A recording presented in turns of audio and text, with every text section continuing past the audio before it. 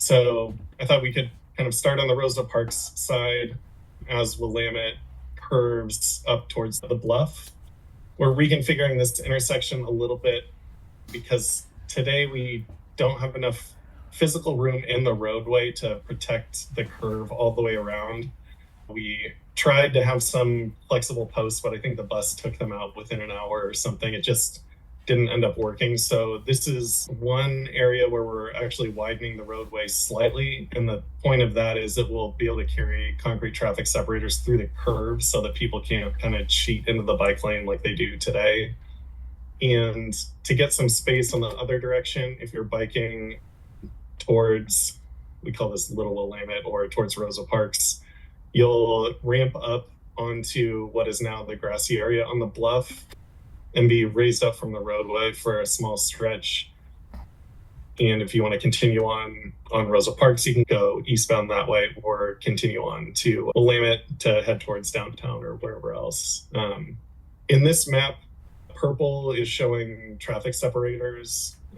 The white lines are the buffers for the bike lanes. Yellow stripe is center line, and the speed cushions are shown in black here. Orange is generally areas where we're putting in new concrete. So moving up a little bit, Liberty Oatman and the next intersection up, Vincent Saratoga, are both really similar, where we have two streets coming into Willamette, and right now it's a big unprogrammed kind of awkward roadway space. So the plan is to really extend the curb lines up and make this a normal width, like a 26-foot wide street entrance. So what this allows is traffic separators to come way further out than they would if this was still open. It shortens the pedestrian crossing distance from something like, I think it's 120 feet or something crazy. It's like 10 freeway lanes wide to a much shorter crossing distance, and carries people through the intersection up this way. Go on through, similar with the Vincent Saratoga area here, where we're pulling the sidewalk out pretty far on both sides, tightening these up. So if you're driving along Willamette, you'll need to slow down quite a bit before making a turn, and just kind of defining the space a little bit better instead of having it wide open. Some of the bus stops along here are being removed. I think I forgot to mark this one, but the bus stops were working with TriMet on consolidating a little bit to have a better bus experience for folks, fewer better bus stops. And this is the Bryant Wabash intersection here, where there's currently a little island. And what this is going to look like when we're done is create a bike only connection up this way, have vehicle traffic in and out on Bryant instead, and we'll have bikes up and over bus stop here close to the island, and are really extending the island's footprint. We'll probably be planting some additional trees and things like that in the island. So this allows for shorter crossing distances across here and across Bryant.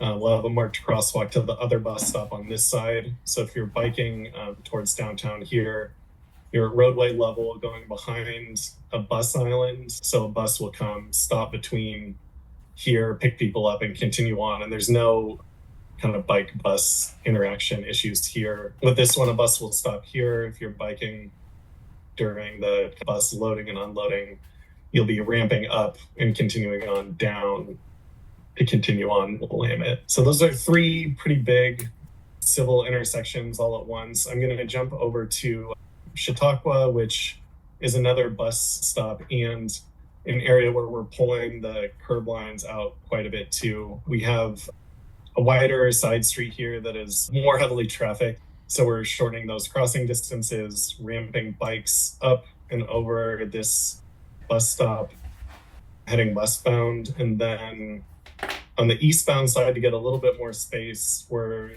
cutting into the bluff a little bit to give a wide place for people biking to sneak behind the bus stop, go up and over, and then back down to roadway level, back to the protected bike lanes with traffic separators there.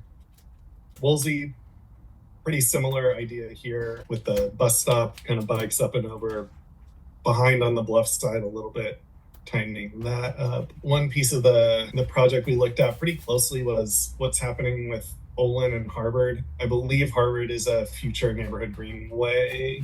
Yeah.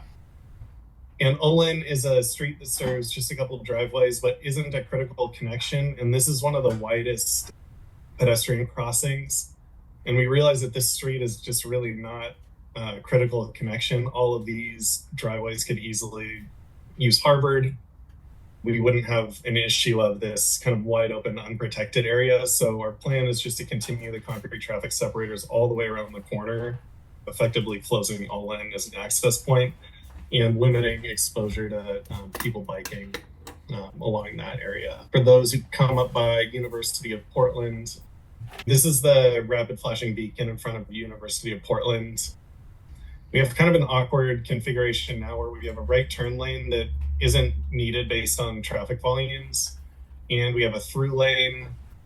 So we have an issue where people are crossing the street from this side and some traffic will stop, but not everyone sees them. So the plan here is to turn this bus bike kind of mixing zone area, start that much later. So this is just a single through traffic lane with bikes protected through here, some additional conflict striping, and then the bus stop over there. So let's see, I'll just zoom into Ida and then take a little pause here. If you're familiar with this area, Ida will go up to Fred Meyer, Roosevelt High School is up there. But what we're looking at here is some bus stop improvements. So this would be bikes ramping up to a raised area with a bus kind of stopping in lane here, marked crosswalk at Ida, tightening up the corner quite a bit, and doing a median island here that removes the left turn lane. One thing that we see with Ida is